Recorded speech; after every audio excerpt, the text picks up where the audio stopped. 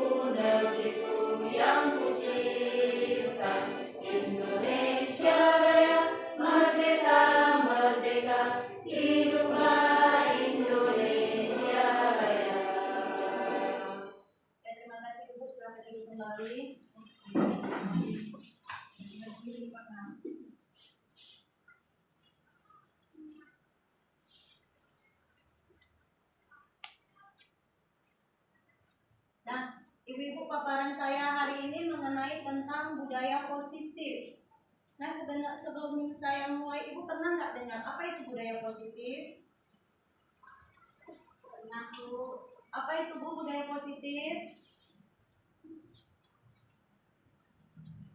Nah, ibu, budaya positif adalah nilai, keyakinan, dan kebiasaan di sekolah yang berpihak pada murid, agar murid dapat berkembang menjadi pribadi yang kritis, penuh hormat, dan tanggung jawab.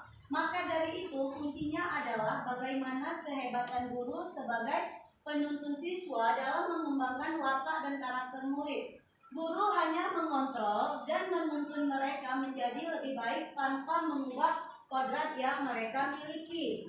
Budaya positif dapat dilakukan dengan cara melakukan hal-hal yang bersifat positif, berpikir positif, berhati positif, dan bersikap positif. Mengembangkan budaya positif di sekolah haruslah dilakukan dengan penuh kesungguhan, dengan hal yang terlihat sederhana namun terkadang sulit dilakukan, dan ini harus terus dilakukan secara terus-menerus dan guru sebagai contohnya. Berarti di sini budaya positif itu yang menjadi contoh adalah kita sendiri, Bu. Kita guru ini harus menjadi contoh ke anak-anak. Ya, budaya positif sangat perlu untuk diterapkan. Menurut saya, sebelum membangun budaya positif yang mengarah pada siswa, terlebih dahulu membangun budaya positif untuk diri kita sendiri. Kemauan untuk mengubah kebiasaan yang kurang baik pada diri pendidik dan membiasakan hal-hal yang baik. Tentunya menjadikan diri kita sebagai ikon berjalan penebar kebaikan di lingkungan sekolah. Hal ini akan memudahkan kita nantinya untuk mendapatkan dukungan rekan sejawat ketika akan melakukan perubahan di lingkungan sekolah, termasuk menumbuhkan dan membiasakan budaya positif di lingkungan sekolah. Menurut Ki Hajar Dewantara, guru adalah pamong. Artinya, guru itu menjaga, memberi teladan, membina dan mendidik anak dengan penuh kasih sayang. Tugas guru adalah menuntun segala kodrat yang ada pada anak agar mereka agar mereka mencapai kebahagiaan dan keselamatan setinggi-tingginya, baik sebagai manusia maupun sebagai anggota masyarakat berdasarkan pada kodrat alam dan kodrat zamannya. Konsep inti budaya positif itu terdiri dari ada 7 bagian, Bu. Yang pertama, perubahan paradigma belajar. Yang kedua, budaya positif. Yang ketiga, kebutuhan dasar manusia. Yang keempat, motivasi perilaku manusia. Posisi kontrol guru, keyakinan kelas, dan segitiga restitusi. Sekarang yang akan kita bahas mengenai yang pertama tentang perubahan paradigma belajar. Nah, inilah yang dikatakan dengan perubahan paradigma belajar. Profil pelajar Pancasila. Yang pertama apa? Kreatif, gotong royong, berbineka global, beriman dan bertakwa, mandiri dan bernalar kritis. Pembelajaran dengan paradigma baru merupakan pembelajaran yang dirancang berdasarkan pembelajaran berdiferensiasi, sehingga para peserta didik belajar sesuai dengan kebutuhannya berdasarkan tahap perkembangan sesuai teori psikologi modern untuk mewujudkan profil pelajar Pancasila. Nah, disiplin positif merupakan suatu pendekatan untuk menerapkan disiplin dari dalam diri anak tanpa adanya bentuk hukuman atau hadiah. Ya, dengan adanya cara ini, maka pendekatan dilakukan tanpa menggunakan kekerasan, sehingga fokusnya pada memotivasi murid, memberi refleksi terhadap kesalahan yang dilakukan. Berarti kita tidak boleh menghukum. Bu ya, kita tidak boleh menghukum. Menghargai dan membangun logika yang bersifat panjang. Sebagai pendidik, tujuan kita adalah menciptakan peserta didik yang memiliki disiplin diri sendiri, sehingga mereka berperilaku mengacu kepada nilai-nilai kebajikan universal dan memiliki motivasi dalam diri menuju perubahan perilaku ke arah yang lebih baik. Nah, di sini ada kebutuhan dasar manusia. Nah, kebutuhan dasar manusia merupakan suatu yang kita lakukan untuk mendapatkan apa yang kita inginkan. Seluruh tindakan yang kita lakukan memiliki tujuan. Semua usaha terbaik yang kita lakukan agar kebutuhan dasar kita terpenuhi dengan baik. Nah, di sini kebutuhan dasar manusia meliputi ada kebutuhan bertahan hidup. Kebutuhan bertahan hidup adalah kebutuhan yang bersifat fisiologi untuk bertahan hidup, misalnya kesehatan, ramah, dan makanan. Kebutuhan biologis sebagai bagian dari proses reproduksi termasuk kebutuhan untuk tetap bertahan hidup. Komponen psikologi pada kebutuhan ini meliputi kebutuhan anak perasaan aman, kasih sayang dan rasa diterima, kebutuhan untuk diterima. Kebutuhan ini dan 3 kebutuhan berikutnya adalah kebutuhan psikologi. Kebutuhan untuk disayang dan diterima meliputi kebutuhan akan hubungan dan koneksi sosial, kebutuhan untuk memberi dan menerima kasih sayang, dan kebutuhan untuk merasa menjadi bagian dari suatu kelompok. Anak-anak memiliki kebutuhan dasar kasih sayang dan rasa diterima yang tinggi. Biasanya ingin disukai dan diterima oleh lingkungannya. Jadi anak-anak kalau memang mencari misalnya dia melendat sama kita, berarti itu dia supaya dia diterima dan disukai oleh gurunya. Kadang ada sebagian di kelas kan ada yang seperti itu. Dia maunya dekat sama kita. Itulah tujuan dia, ya. Mereka juga akrab dengan orang tuanya. Biasanya mereka belajar karena suka pada gurunya. Jadi anak-anak tuh kalau dia belajar, kalau dia senang sama gurunya, pasti bawaan dia akan senang, ya. Bagi mereka, teman sebaya sangatlah penting. Mereka juga biasanya suka bekerja dalam kelompok. Jadi anak-anak lebih senang kalau bekerja itu dalam kelompok, ya. Dan nanti di kelompoknya itu disusun, ada yang pintar, ada yang sedang, ada yang tidak bisa. Jadi bisa saling membantu. Penguasaan, kebutuhan pengakuan atas kemampuan. Nah, kebutuhan ini berhubungan dengan kekuatan untuk mencapai sesuatu, menjadi kompeten, menjadi terampil, diakui atas prestasi dan keterampilan kita, didengarkan dan memiliki rasa harga diri. Kebutuhan ini meliputi keinginan untuk dianggap berharga, bisa membuat perbedaan, bisa membuat pencapaian, kompeten, diakui, dihormati. Ini meliputi self-esteem dan keinginan untuk meninggalkan pengaruh. Anak-anak yang memiliki kebutuhan dasar akan kepuasan yang tinggi biasanya selalu ingin menjadi pemimpin. Mereka juga suka mengamati sebelum mencoba hal baru dan merasa kecewa bila melakukan kesalahan. Mereka juga biasanya rapi dan sistematik dan selalu ingin mencapai yang terbaik. Kebebasan. Kebutuhan untuk bebas adalah kebutuhan akan kemandirian, otonomi, memiliki pilihan dan mampu mengendalikan arah hidup seseorang. Anak-anak dengan kebutuhan kebebasan yang tinggi menginginkan pilihan. Ya, jadi di kelas pun biarkan anak-anak memilih seperti apa gaya mereka belajar. Ya, biarkan mereka memilih. Tidak terlalu terpengaruh dengan orang lain dan sangat senang mencoba hal baru dan menarik. Bila jawaban Doni dalam kasus di atas adalah bahwa dia merasa bosan dengan bekal makanan yang dibawanya, ibunya dari rumah karena ibunya selalu membawakan bekal yang sama. Jadi dalam kelas pun kita memakai teknik itu jangan teknik yang sama dalam pembelajaran.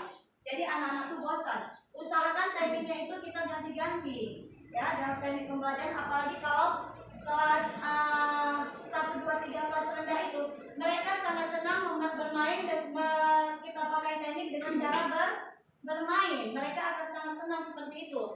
Oleh karena itu dia ingin mencoba makanan teman-temannya yang beraneka ragam, maka Doni sedang berusaha memenuhi kebutuhan akan kebebasan. Kesenangan. Nah, kebutuhan akan kesenangan adalah kebutuhan untuk mencari kesenangan, bermain dan tertawa. Ya, bayangkan hidup tanpa kenikmatan apapun, betapa menyedihkan saat mereka bermain. Mereka mempelajari keterampilan hidup yang penting. Manusia tidak berbeda. Anak-anak dengan kebutuhan dasar kesenangan yang tinggi biasanya ingin menikmati apa yang dilakukannya. Ya, daya anak-anak tuh untuk mengetahui segala sesuatu hal tuh dia sangat tinggi. Ya, dia sangat tinggi. Dia ingin tahu segala hal. Ya, mereka suka permainan dan suka mengoleksi barang, suka bergurau, suka melucu dan juga menggemaskan. Bahkan saat mereka bertingkah laku buruk, mereka masih terlihat lucu. Itulah sifat anak-anak.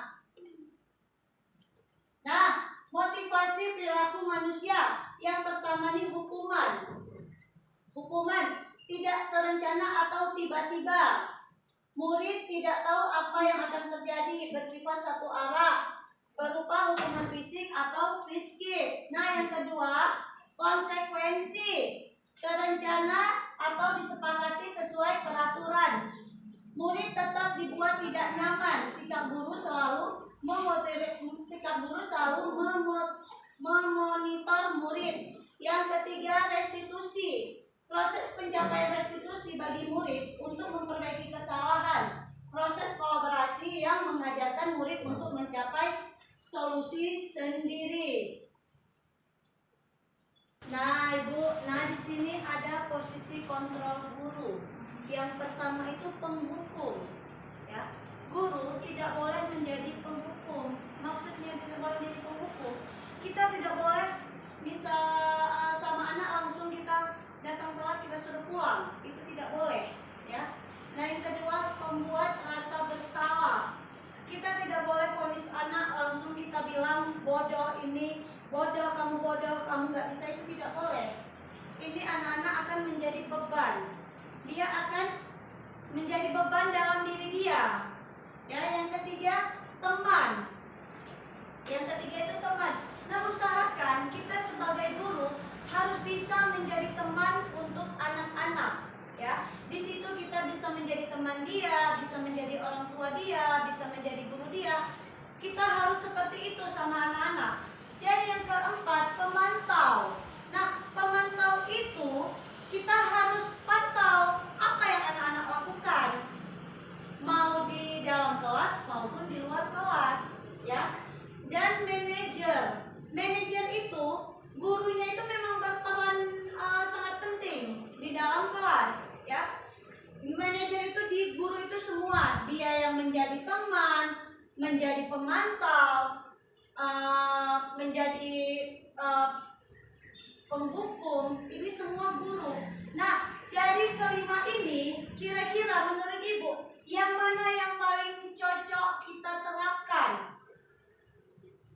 Jadi manajer, Bu. Jadi manajer. Kenapa Ibu bisa pilih menjadi manajer? Karena manajer itu dia mencakup keseluruhan ke semua yang kita sebagai jadi posisi kontrol guru. Iya, benar ya. Karena manajer itu dia memang kalau di dalam segitiga itu dia yang paling kerucutnya ya. Ya, itulah manajer itu. Kalau dalam segitiga restitusi dia yang paling kerucutnya. Itulah manajer ya Ibu ya. Nah, jadi Ibu mengenai posisi kontrol ini ada lagi yang mau bertanya? Berarti Bu Ade di dalam posisi manajer itu dia sudah mencakup ke 4 dari posisi kontrol itu ya? Iya, di dalam manajer ini dia sudah mencakup semuanya. Di situ dia penghukum, pembuat rasa bersalah, teman, pemantau. Di dalam manajer itu 4 sudah mencakup ya Ibu ya. Ada lagi yang bertanya Bu? Nah, ini ada keyakinan kelas. Saya rasa ibu-ibu tidak asing dengan bahasa keyakinan kelas ya. Nah, di sini keyakinan kelas merupakan kesepakatan kelas yang diyakini bersama guru dan murid dengan harapan dapat meningkatkan kedisiplinan murid. Keyakinan kelas berupa pernyataan universal dibuat dalam bentuk positif dan bersifat abstrak. Keyakinan kelas hendaknya tidak terlalu banyak sehingga mudah diingat dan dipahami semua warga kelas. Itu berkontribusi dalam pembuatan keyakinan kelas lewat kegiatan mengutarakan pendapat. Nah, ibu-ibu, ini keyakinan kelas. Nah, ini ada slide video saya membuat keyakinan kelas. Ibu-ibu bisa melihatnya. Nah, ini slide saya membuat keyakinan kelas bersama anak-anak.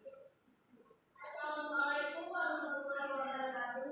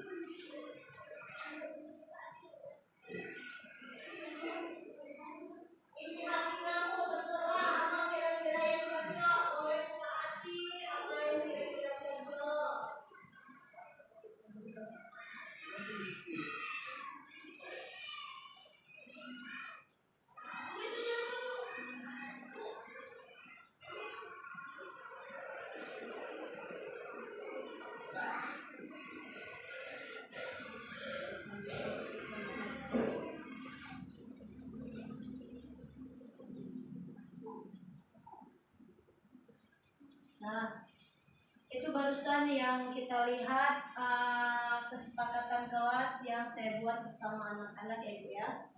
Dan tujuan kita membuat kesepakatan kelas itu agar kelas kita lebih tertata, lebih anak-anak pun tahu dia tanggung jawabnya apa. Apalagi dengan ada kesepakatan kelas, dia makin bertanggung jawab. Ya, usahakan kesepakatan kelasnya itu tidak perlu banyak-banyak, yang mudah anak ingat. Yang paling utama adalah yang pasti datang tepat waktu. Nah, gunakan bahasanya itu yang positif. Ya, gunakan bahasa yang positif. Tidak boleh. Nah, itu tidak bisa kita pakai. Ya, Ibu ya. Nah, ini ada di sini yang namanya segitiga restitusi. Saya yakin Ibu nggak pernah Ibu mendengar segitiga restitusi. Belum ya? Nah, ini segitiga restitusi. Yang pertama ada menstabilkan identitas, yang kedua validasi tindakan yang salah, dan yang ketiga menanyakan keyakinan. Nah, segitiga restitusi adalah suatu proses dialog yang dijalankan guru atau orang tua agar dapat menghasilkan murid yang mandiri dan bertanggung jawab. Restitusi segitiga membantu murid memiliki tujuan, disiplin positif, dan memperbaiki dirinya setelah berbuat salah. Restitusi bukan untuk menebus kesalahan umum, untuk belajar dari kesalahan. Lanjut. Nah, di sini ada menstabilkan identitas. Nah, menstabilkan identitas. Berbuat salah itu manusiawi, namanya anak-anak pasti ada yang namanya berbuat salah. Belumlah ya. Tidak ada manusia yang sempurna. Tidak ada, bahkan pun seorang guru pun kita mempunyai kesalahan. Kadang seorang guru pun walaupun ada keyakinan kelas tidak disiplin. Kadang ada juga yang seorang guru yang seperti itu ya. Bapak Ibu juga pernah melakukan kesalahan seperti itu. Nah, ini dia. Bapak Ibu tidak tertarik mencari siapa yang salah.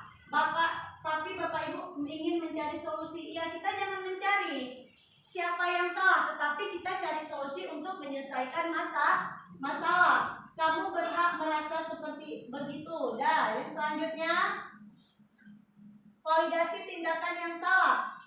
Nah, kamu pasti punya alasan mengapa melakukan itu. Jadi sebelum kita memvonis anak, kita tanya dulu sama anak.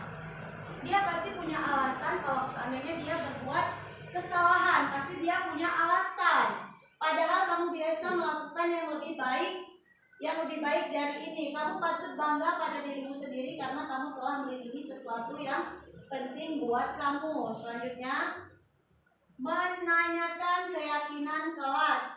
Apakah keyakinan kelas kita, nilai-nilai apa yang telah kita sepakati, seperti apa gambaran kelas yang ideal menurut kamu? Kamu mau jadi orang yang seperti apa? Nah, ini dia. Mister, ini dia. Segitiga restitusi.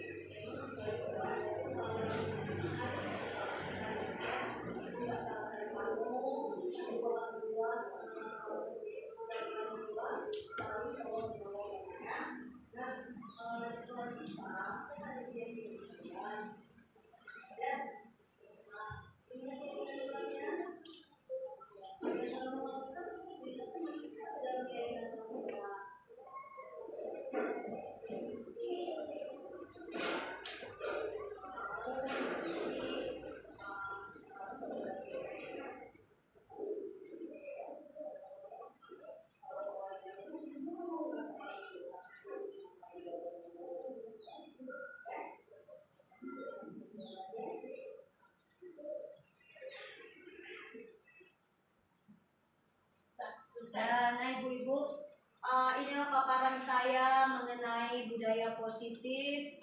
Ibu-ibu, tadi paparan yang sudah saya paparkan mengenai budaya positif. Adakah dari ibu-ibu semua yang ingin bertanya? Izin Ibu, Ya, silakan Bu. saya ingin menanyakan siswa di kelas saya tuh dia memang setiap hari pergi sekolah tuh telat aja. Jadi saya pikir daripada dia telat, daripada pembelajaran sudah setengah pembelajaran, jadi saya bilang ya sudah pulang aja. Nah, itu termasuk tindakan apa ya Bu? Itu hukuman atau termasuk konsekuensi yang saya berikan kepada anakku? Nah, ya terima kasih Bu, saya dulu. Nah, itu kalau menurut saya itu termasuk hukuman yang kita berikan. Karena memang kesalahan dia datang terlambat, selalu memang kesalahan dia. Karena kita di kelas pun ada keyakinan kelas. Nah, tapi kita sebagai seorang guru jangan menyuruh dia pulang. Ya, jangan menyuruh dia pulang. Kita nasihati dia pelan-pelan. Kita nasihati dia, kita bawa ke ruangan dia, khusus kita berdua dengan dia. Kita tanya solusinya tuh apa? Masalah dia tuh apa? Kan tadi di sini ada disebutkan segitiga restitusi. Nah ya, nanti kita tanya apa kendala dia. Nanti kita cari solusinya sama-sama. Jangan kita suruh pulang. Itu tidak dibenarkan ya Ibu ya. Nah, ada lagi yang mau bertanya? Saya paham Bu, alhamdulillah Bu, saya paham Bu.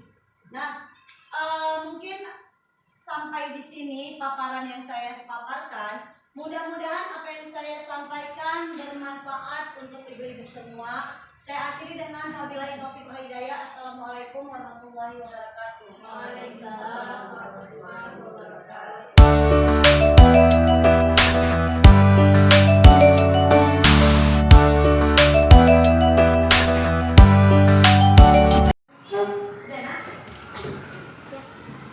Assalamualaikum warahmatullahi wabarakatuh.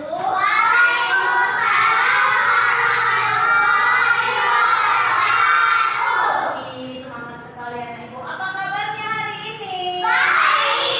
Alhamdulillah sehat.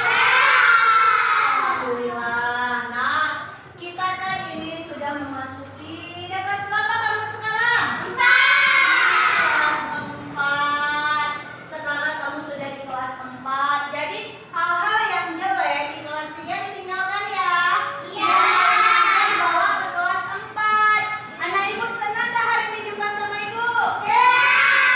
Alhamdulillah, ibu juga senang sekali bertemu dengan kamu hari ini. Nah, sebelum kita memasuki pelajaran, ibu mau kita membuat keyakinan kelas. Tahu apa itu keyakinan kelas? Tahu. Apa itu keyakinan kelas? Keyakinan kelas itu adalah hal yang harus kita sepakati bersama-sama agar kelas kita itu jadi tentram, jadi nyaman, ya Nak ya. Dengan adanya kesepakatan kelas, kita harus sepakati. Siapa yang menentukan kesepakatan kelas? Kita bersama. Nah, nanti ibu bagi kertas ini. Kamu buat kesepakatan kelas, kira-kira apa yang mau kamu buat untuk kelas kita? Ya, kamu buat di kertas ini, nanti tempel di papan tulis. Ya. Ini ibu bagi buat satu orang 2 ya, ibu bagi ya.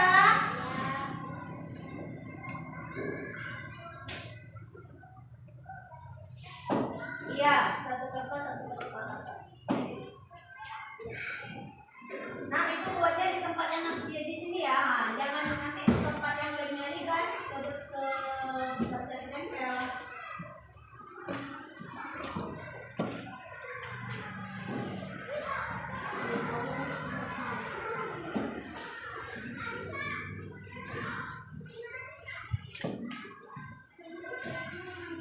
Iya, buat kira-kira apa kesepakatan kelas yang mau kamu satu kertas?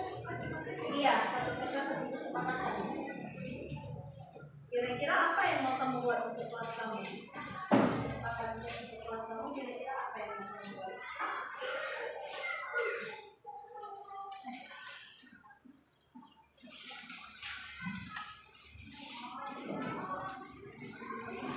Udah ditulis Pak?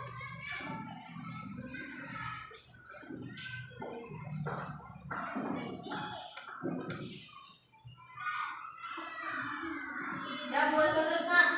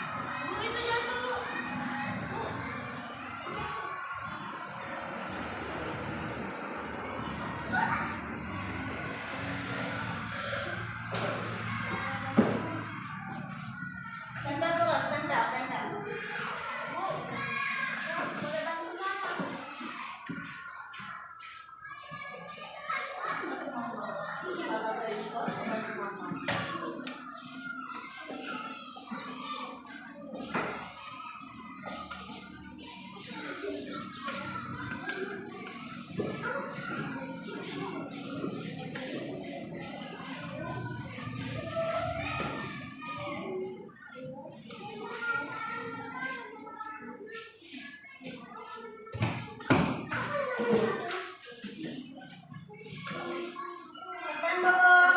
Gantung terus ban aksa.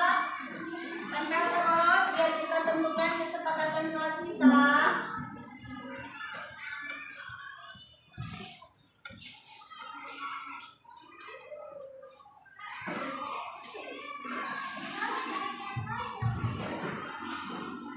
Habis? Sudah semua?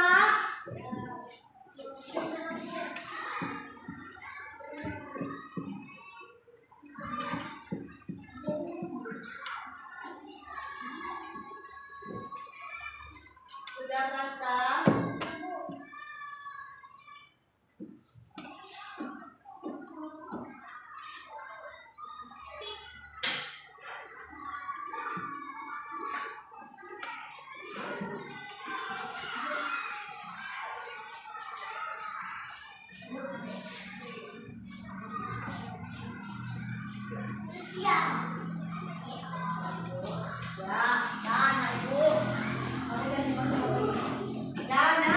Nah, ini kesepakatan kelas yang kamu utarakan. Jadi kita pilih ya kesepakatan kelas yang mana yang cocok ya.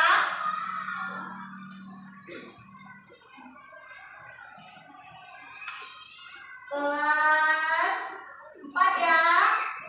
Yang pertama kita lihat. Tidak boleh terlambat nih 1, 2 disiplin termasuk terus pikir sesuai tidak mengikuti kelas. Tidak boleh terlambat. Ya, ini masuk juga. Iya, ini tidak boleh terlambat, tidak boleh terlambat, tidak boleh terlambat ya. Tidak boleh terlambat. Oke, ini kesepakatan yang pertama. Kesepakatan yang kedua, menjaga kebersihan. Menjaga kebersihan. Menjaga kebersihan. Oke, satu ya.